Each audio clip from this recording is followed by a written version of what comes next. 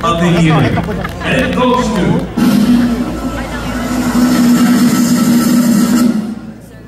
Nadine Lustre! Presenting the award as PMPC President and overall Chairman of the 39th Star Awards for Movies, Rodel Fernando, Ms. Bibigo, and Mayor Marcos Mamay of Lunungan, Lanao del Norte.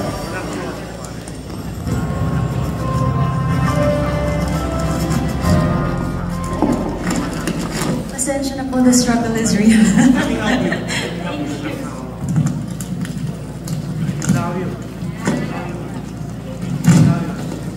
Unang-una sa lahat, magandang gabi po sa inyong lahat.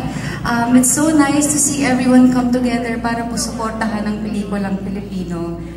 PM for this award, and it's so good to be back on the stage. Gusto ko pong pasalamatan si Direk Nick. Direk, thank you so much for allowing me to collaborate with you and to bringing my character in the leader, si Lyra, into life. Viva Films and to my Viva family, thank you po for all of the opportunities that you've given me.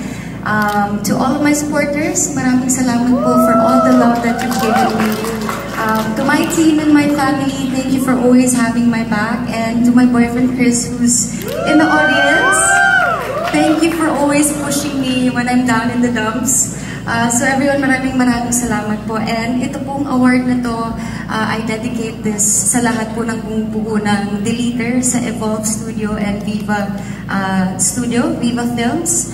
And sa lahat po ng sumuporta, tumangkilik ng The Leader, maraming salamat po. Again, PFBC, thank you so much. And mabuhay ang pelikulang Pilipino. Salamat po. Congratulations!